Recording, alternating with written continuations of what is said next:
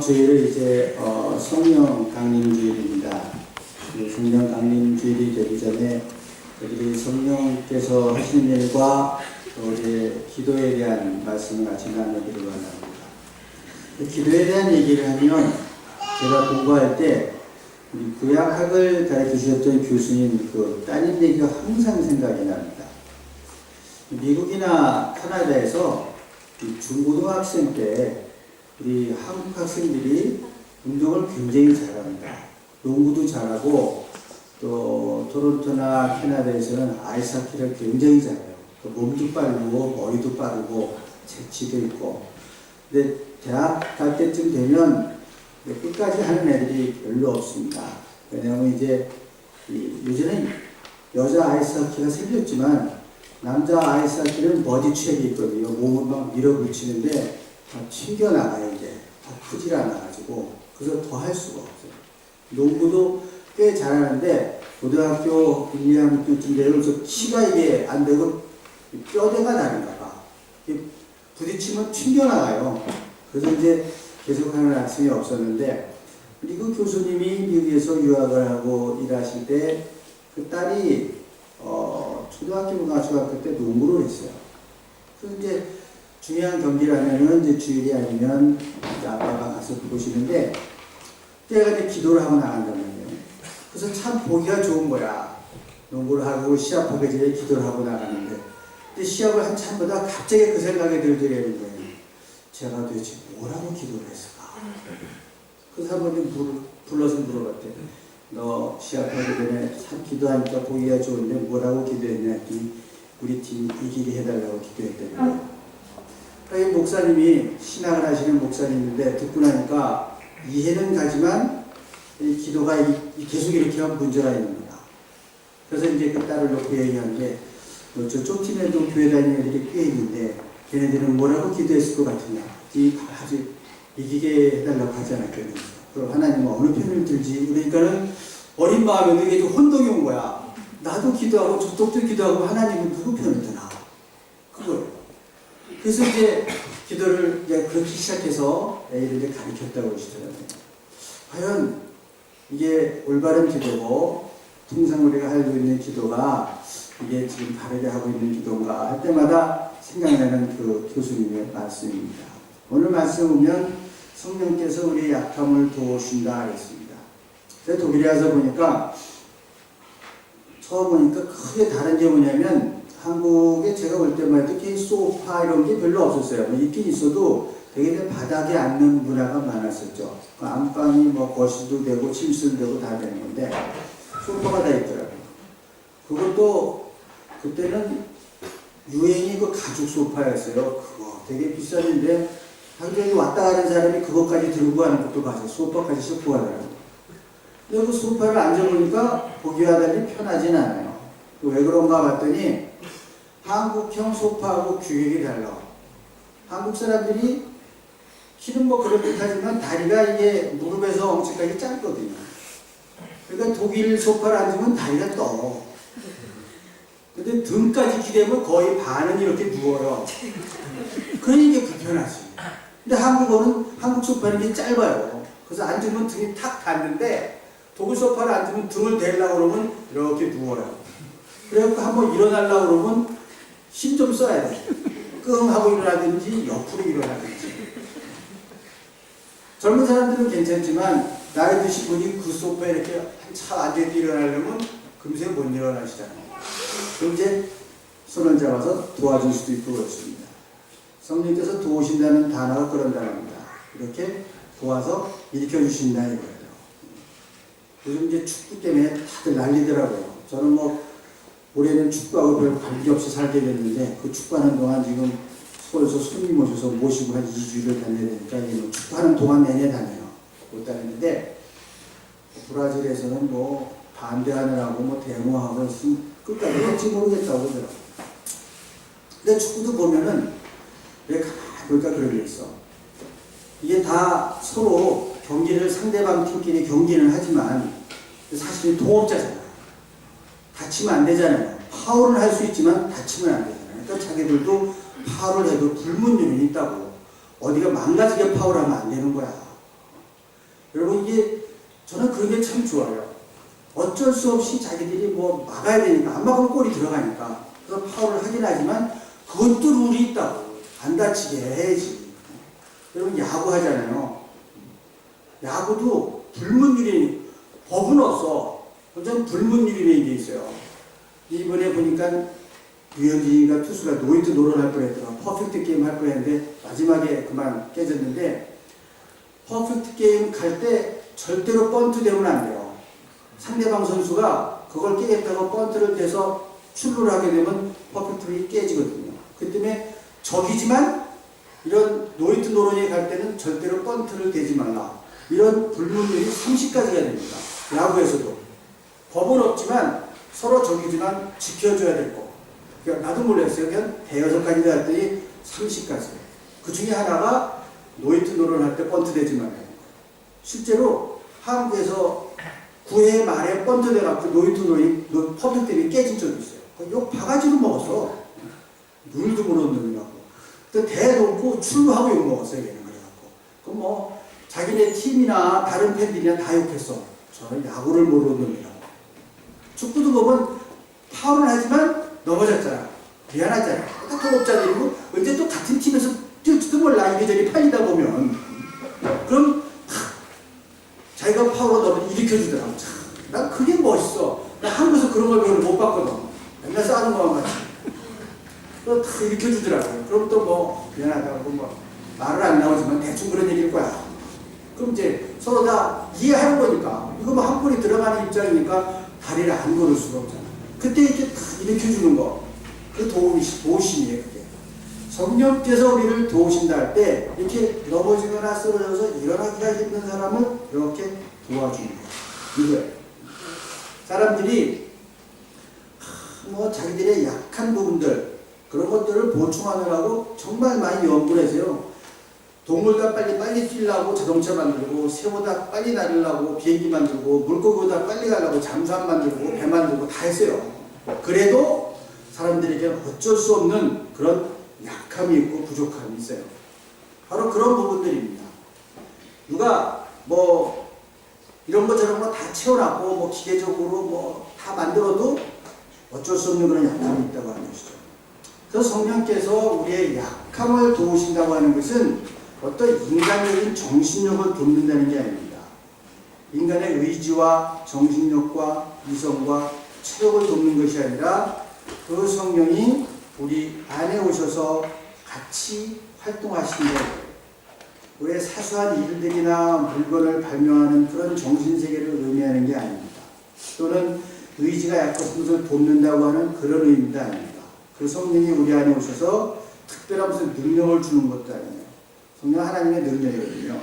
그분이 우리에게 오셔서 성령을 통해 우리의 삶을 붙드시고 당신과 우리 사이에 막힌 담을 하시고 교통하게 하시는 능력이 성령의 능력입니다. 여러분 축도할 때 성령의 교통하시는 능력을 얘기하죠. 이게 성령의 능력이에요. 사람과 사람 사이에 막힌 담이라는 게요. 이게 뭐 10년 갈 수도 있고 20년 갈 수도 있고 30년 갈 수도 있고 일생 갈 수도 있는 거예요. 그게 꼭 남하고만 그런 게 아니라 부모 자식 간에도 이게 안 되는 사람들이 있거든요. 남편하고도 안 되는 사람도 있어요. 이렇게 해서 이 담이 헐어지지 않으면 다른 것들이 이해가 되질 않아. 교통이 되질 않아. 자녀들하고도 마찬가지입니다.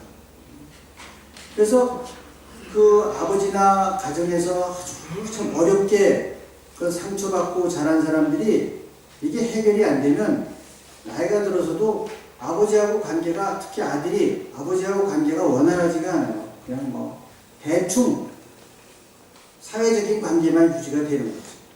그리고 이제 뭐 장가 가고 따로 살고 그러면 아예 그냥 1년에 한두 번 가서 찾아보는 거예요. 근데 참 이게 안타까운 거예요.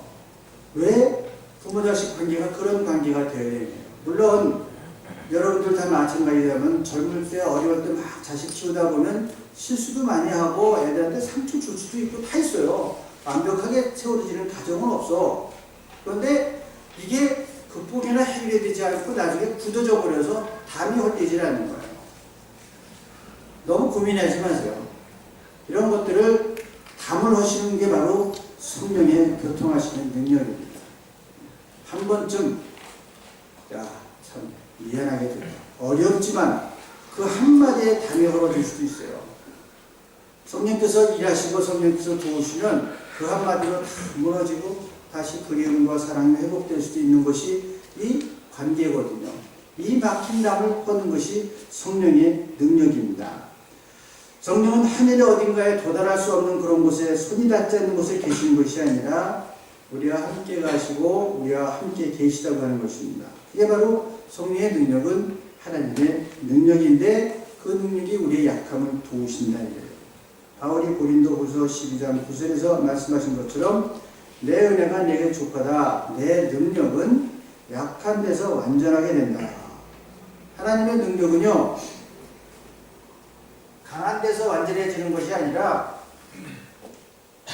우리가 약하고 힘이 없어서 어쩔 수 없는 그곳에서 하나님의 능력이 드러나고 완전하게 된다고 하는 것입니다.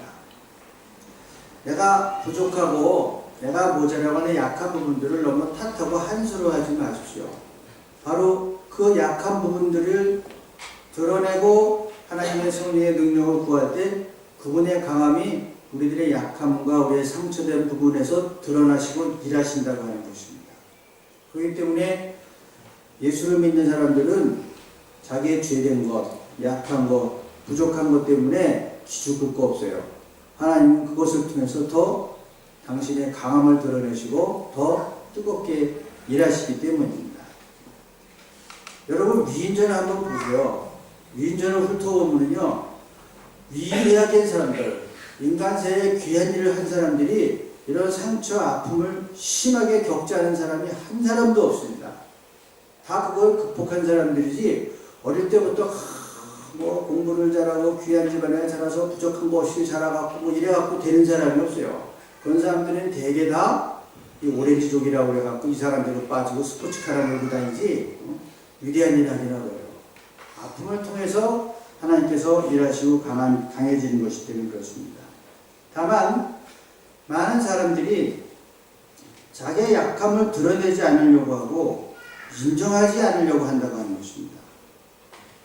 정말 내가 무엇이 약한 것인지 묵상해보고 여러분 주님 앞에 드러내올 수 있기 바랍니다. 그리고 주님 앞에 드러낼 수 있다고 한다면 또한 이런 치유의 모임이라든가 여러분들의 기도 모임에서도 내어놓을 수 있기를 바랍니다. 그걸 내어놓고 울지 않으면 영원히 해결되지가 않습니다. 이런 치유를 하시는 분들이 이제 보고하는 걸 많이를 보면 이제 그런 거예요. 그런 치료하는 자리인데 그분은 이렇게 언어 치료하는 분이었거든요. 그런데 이제 어떤 여자분이 한 분 있어요. 지방에서 고속버스 타고 올라가셔야 되는 거예요. 서울에서 강의를 하는데 그러더니 그래서 얼굴이 좀 빡빡하게 생긴 사람 있지.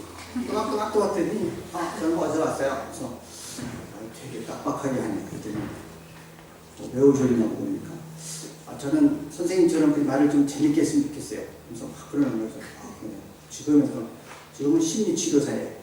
그러니까 선생님께 선생님이 심리치료를 받으셔야 되겠는데요. 본인이 좀 이상한데 어떻게 심리치료사 강의를 하는지 모르겠어. 근데 그분이 몇 번 나오더니 한 번은 비장한 얼굴로 들어오는 거야. 오늘은 제가 중요한 얘기를 하나 하겠습니다. 그랬더니 그 사람이 다 그래요. 근데 뭐 누구에나 비슷한 상처가 있겠습니다만은 이 여자분은 어릴 때 12살 때 꿈을 꾸는데 막 뒤에서 귀신이 쫓아오는 거야. 그런 거 꿀 수 있잖아요. 저도 꾼 것 같아요. 왜 귀신이 쫓아오는데 왜 발이 안 떨어지는지 몰라. 보통 때는 잘 뛰는데 귀신이 쫓아오면 발이 안 떨어져. 왜 이렇게 발이 무거워? 그냥 기를 쓰고 이러니까 땀이 다 흘렀어. 난 뭐 그런 적이 있어요. 진땀이 나더라고. 도망가느라고. 안 깼으면 붙잡혔을 거야 아마. 그 아재들마도 귀신이 쫓아오니까 놀래고 밤에 일어나고 막 뛰어나오는 거야. 이 사람이 잠실 근처에 살았는데 갑자기 딸이 문 열고 나니까 밤에 엄마가 따라 나왔단 말이에요. 근데 뒤에서 귀신이 쫓아온다고 엄마가 생각하고 뒤에서 한강물로 막 들어가는 거야. 그 엄마가 놀래고 들어와서 허리까지 들어간 걸 끌어냈어요. 그래갖고 웬일인가 얘가. 그래갖고 이 사람은 굿도 하고 그랬거든. 근데 정말 이상하게 그해 여름에 8살 먹은 남동생이 다 같이 가족들이 물놀이 갔다가 빠져 죽었어. 그러니까 장례식이 끝나고 난 다음에 이 집안에 이상한 분위기가 흐르는 거야. 쟤 때문에 죽었다 이거야. 제가 죽어야 될 건데 남동생이 죽었대. 이런 식으로 이상한 분위기가 끌려가니까 그 다음에 얘가 집에서 항상 마음이 힘들어. 뭔가 무겁고 집에서도 얘에 대해서 항상 그런 마음들이 어딘가 구석에 자리 잡고 있고 동생 얘기만 나오면 걔가 아주 그냥 괴로운 거예요. 꼭 나 때문에 죽은 것 같고. 그 12살 때 그게 그냥 자리 잡고 있어요. 누구한테도 얘기하지 않아. 왜? 누구도 자기한테 동생이 너 때문에 죽었다고 얘기하지 않았고 자기도 나 때문에 무슨 그런 일 있다고 얘기하고 아무도 얘기하지 않고 그렇게 살아온 거예요.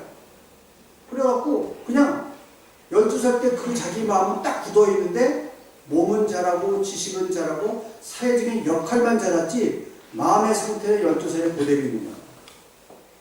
그 얘기를 하는 거야. 그 모임에서 어디 막 이거 울면 안 되는데 막 가만히 보니까 이 상태가 심각하거든. 그래서 이제 그 선생님이 선생님 여기서 무셔야지 돼요. 무시고 싶으면 무시라고. 그때 이제 버섯을 좀 많이 털어놨어. 그래서 좀 시커 털어놓고 갔어요. 그러더니 이제 안 오시더래. 그때 한 달 지나더니 전화가 왔어. 선생님 근데 벌써 목소리가 달라. 선생님 요 목소리가 아니야. 선생님 소리야. 좋은 일이 생긴다. 그래. 저기 좋은 일이 있을 것 같아서. 선생님 목소리가 참 좋습니다. 그러니까 예. 무슨 좋은 일이 있었지? 저 내일 수영장 가. 이 사람은 그 이후로 한 번도 물 근처를 가본 적이 없어요. 수영장도 가본 적이 없어. 저 내일 수영장 가. 그래서 그러냐 오늘 수영 목사를 한다는 거야. 그러니까 이 선생님도 잘 생각했다. 수영복 꼭 비키니로 아주 뭐 패션도 대단한 뭐 꽃무늬 뭐 이런 거 꺼서 입고 사람이요 한 번 교통하는 능력이 막히면 12살에 묶일 수도 있어요. 인간관계가 아버지하고 관계가요 자기가 장가가서 애들을 낳을 때까지 안 풀리는 사람도 있어요. 그 아버지에 대해서 자기가 섭섭한 마음이라든가 어릴 때 상처가 해결이 되질 않는 거예요. 근데 바로 성령은 이것을 교통하게 하시는 능력이다. 사람들이 잘못하면 뭐 기도를 잘한다, 뭐 기도를 못한다, 뭐 이런 얘기예요. 또 어떤 사람들은 어떻게 기도할지를 모르겠다, 기도를 잘한다 못한다 이렇게 표현하기는 어렵습니다. 사람들이 많이 한다, 뭐 적게 한다 그런 말은 할 수 있을지 모르겠어요. 그런데 기도를 갖다 잘한다 못한다는 얘기하기 어려운 게 왜냐하면 뭐가 잘하는 기도고 뭐가 못하는 기도인지 여러분 기준이 불분명하기 때문에 그래요. 뭔가 떠듬떠듬거리면 못하는 것 같고 청산유수 촥 하면 잘하는 것 같고 그런데 과연 기도의 본질이 청산유수냐는 그건 아니거든요. 오히려 성령이 우리들의 빈약한 말을 도와주시고 내 안에서 기도하시고 그 기도를 도우시고 내 안에서 일하시는 기도, 이것이 진정한 기도입니다. 여러분 잘 아시는 마더 테레사가 1990년 세상을 떠났습니다. 이 마더 테레사는 노벨상을 타고 그랬을 때요, 이제 한국에 가서 제가 교복실에 있을 때니까 서강대에 온다고 그래서 이제 저희들이 그 녹음을 땄어요. 녹음을 따서 이제 상당히 기대를 많이 했어요. 테레사 수녀가 와서 서강대에서 특강을 하고 있어요. 근데 참 그거 아니대 또 노벨상을 탐구하고 강의는 전혀 다르더라고. 강의를 들었더니 뭐 납피하지 말라는 얘기 나오고 별게 없어. 그래서 녹음 테이프 틀어놓고 들을 게 없는 거예요. 그래서 오히려 그냥 한마디 신문에 이렇게 났더라고요. 이만하게 났어요. 이제 그분 고린도서도 13장 쫙 나오고 이 손이 뭐 완전히 무슨 뭐 통 가죽이야 막 있고 쭈글쭈글하고 다 두꺼운 가죽이야. 그래서 이 기도를 딱 이렇게 손을 모으시고 옆에 딱 한마디 했더니 이거는 감동이 되더라고요. 사랑은 나를 버리는 아픔입니다. 그거. 지금도 그게 40년이 지나도 항상 머릿속에 있어요. 사랑은 나를 버리는 아픔이구나. 아내를 사랑하십니까? 버리시지. 남편을 사랑하시면 거기도 나를 버리는 아픔이 있어야 되는 거예요. 그게 꼭 무슨 아프리카 가서 봉사하는 것만 나를 버리는 아픔이 아니에요. 사람은 나를 버리는 아픔이 됩니다. 다들 마더 테레사를 상당히 다 존경하고요. 그분의 신학에 대해서는 누구도 의심하는 사람이 없습니다. 근데 97년 그분 돌아가시고 나서 얼마 있다가 그분 일기장이 공개되었거든요. 근데 일기장을 보니까 우리말로 엄청 헤맸어. 그분 편지 보면 그런 게 있어요. 이제 어떤 가까운 그 수도사한테 보낸 편지예요. 예수 그리스도는 당신을 특별히 사랑하셨습니다. 그러나 내 경우로 보면 침묵과 공허가 너무 커서 보아도 보이지 않고 들어도 이해할 수가 없습니다. 하나님의 존재에 대해서 심각하게 고민을 했어요. 정말 계신 건지 초조하기도 하고. 그래서 그런 게 굉장히 많이 나왔어요. 그러니 여러분, 자기를 다 버리고 인도의 빈민가에서 일생을 보낸 마더 테레사가 이렇게 흔들릴 수 있다고 한다면 우리 같은 사람이 흔들리는 건 그건 뭐예요? 당연한 거야. 너무 나는 왜 이럴까 뭐 자책하지 마세요. 다 당연해요. 여러분 기도하고 어떻습니까? 하나님께서 들어주실 거야. 요건 주일학교 때이고 여러분 기도하면 이게 되겠어. 이러고 기도하잖아. 기도는 하지만 뭐 이게 되겠어. 되면 다행이에요. 왜? 우린 다 흔들리는 존재들이거든요. 뭐 신앙에 그런 확신 같은 거 없어요. 이 회의 흔들리는 모습이에요. 아르테미스도 굉장히 회의하고 굉장히 흔들렸습니다. 있는 사람들도 때로는 어떻게 기도해야 할지 모르는 상황에 직면하곤 합니다. 90살이 넘은 노모를 모시고 계시는 딸이 있었어요. 둘 다 양로원에 있어요. 근데 그 작년부터는 알츠하이머가 와서 치매 현상에다가 막 정신도 오락가락하고 이제 그러니까 또 이제 원장 그 목사님 계시죠. 그러는 거예요. 상담에 뭐라고 기도를 해야 좋을지 모르겠대. 어머니를 위해서. 뭐라고 기도하면 좋을까요? 더 건강해지시기를 기도해야 되는지, 편안하게 가시기를 기도해야 되는지. 여러분 뭘로 기도하면 좋겠어요? 아니 실질적으로. 이제 치매가 걸려서 사람도 못 알아보시는데 건강하시라고 기도해야 되겠어요? 편안하게 가시라고 기도해야 되겠어요? 내놓고 얘기를 못해. 가라고 그랬다면 큰일 나. 가족들한테. 그런 거예요. 이게 우리가 기도라고 하는 것이 항상 뭘 기도한가 클라 하고 정확할 것 같지만 그렇지가 않다고 하는 것입니다.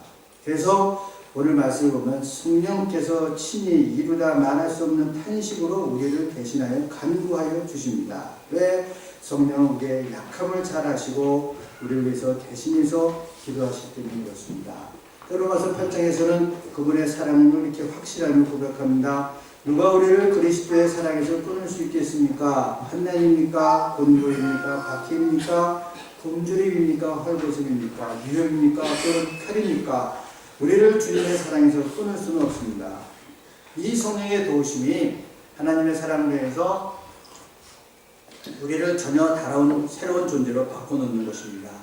약했던 사람들이 강화해지고 무너했던 사람들이 놀라운 능력을 발현하게 되고 일어난 사람이 지혜롭게 되고 두려워하던 자들이 용기를 얻게 됩니다. 세상 근심에 사로잡혀 살던 사람들이 변해서 하나님 나라의 일꾼이 되는 것이 그래서 바로 이러한 성령의 능력입니다.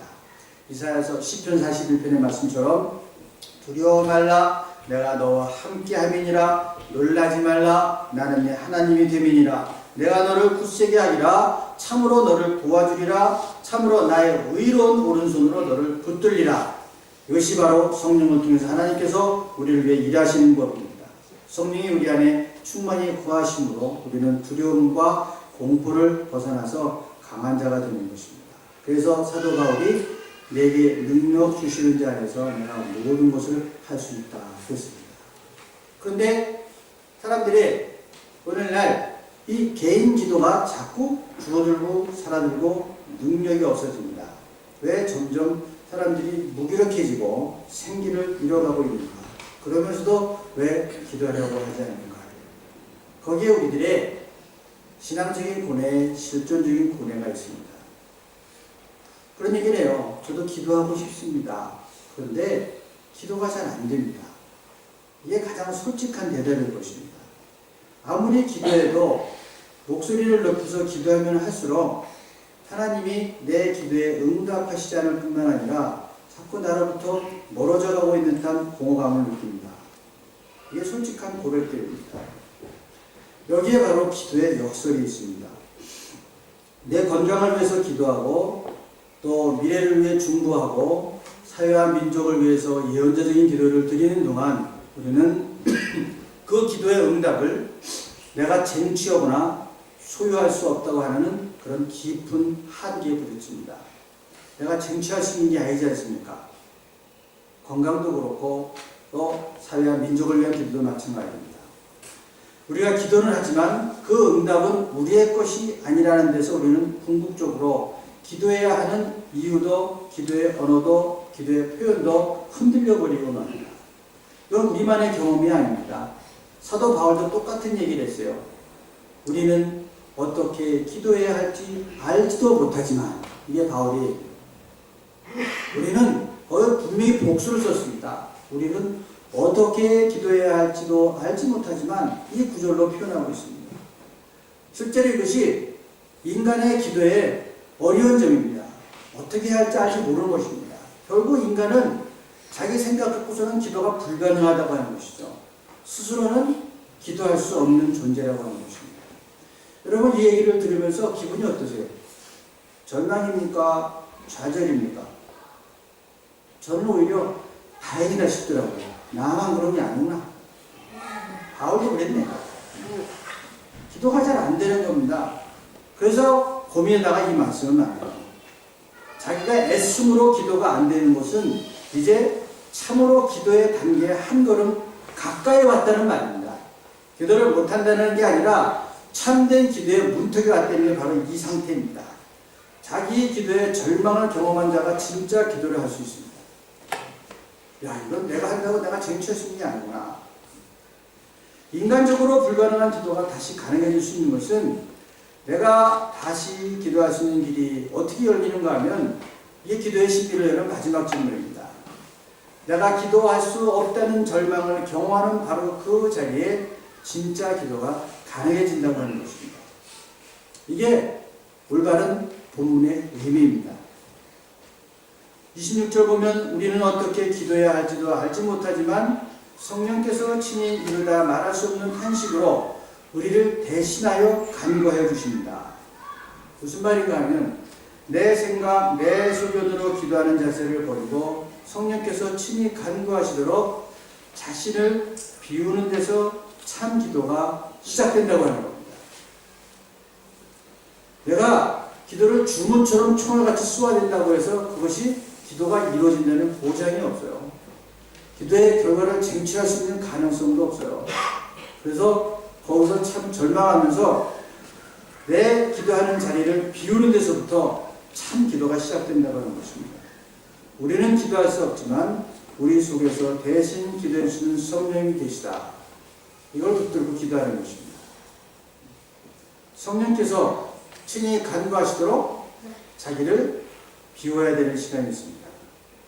성령이 우리의 연약함을 아시고 우리의 정작 필요한 것이 무엇이고 무엇이 요청되는지를 우리보다 더 잘 아시는 분이 성령입니다. 그렇기 때문에 성령께서 기도하시도록 자기를 비워야 된다고 하는 것입니다. 그래서 기도의 자리에서 침묵의 자리라면 참 소중한 자리입니다. 그 침묵을 모르는 사람들은 참 기도의 의미를 모르는 사람들입니다. 기도가 참 기도인 것은 성령께서 하나님의 뜻대로 성도를 위하여 간구하시기 때문입니다. 여기에는 잘못된 기도가 없습니다. 내 마음대로 내 기분 따라 생각나는 대로 되뇌는 게 아니라 성령께서 간구하시도록 자기를 비우는 게 기도의 시작이다. 그래서 성령의 간구에 대한 감사와 응답이 우리들의 응답입니다. 여기서 기도의 불가능성이 기도의 가능성으로 변화되는 것을 봅니다. 우리가 때로 경험하는 기적은 기도의 내용 때문도 아니고 기도하는 그 사람 때문도 아닙니다.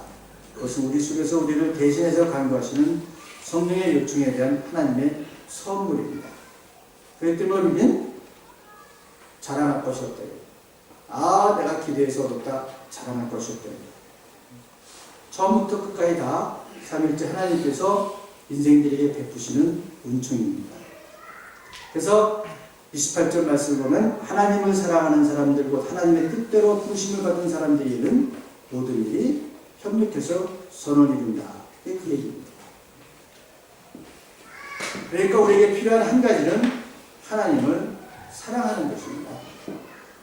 그 사랑의 마음이 곧 기도입니다. 기도를 청산유수로 못해도 좋습니다. 달변이 아니라도 괜찮습니다. 그냥 사랑하는 마음으로 주님 앞에 나아 엎드리면 됩니다. 성령께서 그 마음에 함께 하시고 가장 최선의 기도를 우리 대신 하나님께 드려주시는 것입니다. 그래서 하나님을 이렇게 사랑하는 마음으로 엎드리면 우리의 마음속에 들리게 되어 있습니다. 여러분 한국에 전화하시면 어머니하고 전화하면 유주할 포주할 할 얘기가 많지만 아버지 바꾸면 뭐라고 하세요? 대개 아버지들은 세 마디면 끝나. 밥 잘 먹냐, 공부 열심히 하고. 요즘 하도 교통사고 많이 하고 진짜 교통 차 조심해라. 그 다음에 옛날 아버지들은 전화세 나온다 끊어라.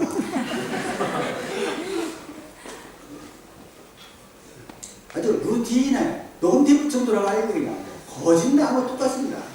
엄마들하고 할 얘기가 많지만 아버지들은 이게 평범하고 루틴하게 들리죠. 그런데 자기가 정말 막 몸살 감기에 아파갖고 어떨 때 위장장애 생겨 병원에 입원해서 아버지의 목소리가 듣고 싶어서 전화를 했는데 아버지는 역시 녹음 테이프 돌아가는 밥 잘 먹냐, 공부 열심히. 병원에 입원했으니까 공부를 못하고 자존심하고 전화 끊자, 전화세 나온다. 끊어서. 그런데 정말로 아버지를 사랑하는 마음이 있으면 이게요 번역이 돼서 들린대요. 데코더라고 있죠, 컴퓨터에. 그것처럼 이게 데코딩해서 들리는 거야. 어떻게 들리지 아세요? 아, 나이가 많이 드신 아버지는 내가 너를 사랑한다는 말을 밥 먹었냐고 얘기하시는구나. 또 차 조심하라는 얘기는 건강하라는 말씀을 이렇게 하시는구나. 또 전화 끊어라 전화세 나온다는 얘기는 한번 봤으면 좋겠다는 얘기예요. 한번 시간 내면 와라 보고 싶다 그런 얘기예요. 이게 탁 번역이 돼서 들리는 거예요. 사랑하는 마음이 있으면 말이 액면대로 들리는 게 아니라요 번역이 돼서 들립니다. 하나님을 사랑하는 마음이 있으면요 성경에 있는 말씀들이 번역이 돼서 들립니다. 나에게 주시는 말씀을 들려요. 정말 하나님이 이런 걸 걱정해 주시고 이런 걸 사랑해 주시는 거예요. 그래서 성령께서 이렇게 기도해 주시는 거예요. 이게 들려요. 이게 기도의 시작입니다. 여러분 기도가 노동이라고 생각하지 마십시오. 사랑해서 엎드리면 들리는 게 기도입니다. 그렇기 때문에 제가 여러분에게 기도하십시오 할 때는 위조할 고조할 그런 얘기가 아니에요. 좀 가만히 무릎 꿇고 비워보시라. 그러면 여러분들이 들었던 수많은 성경의 말씀들과 설교의 말씀들이 번역이 돼서 들려요. 하나님은 우리를 사랑하신다고 할 때 이렇게 얘기하시는구나. 율법을 잘 지키면 나를 사랑하는구나. 이걸 지키라고 하시는구나. 이게 들려야 돼. 그래야지 이게 기도의 시작이라고 하는 것입니다. 우리는 다시 잃어버린 기도를 회복해야 됩니다.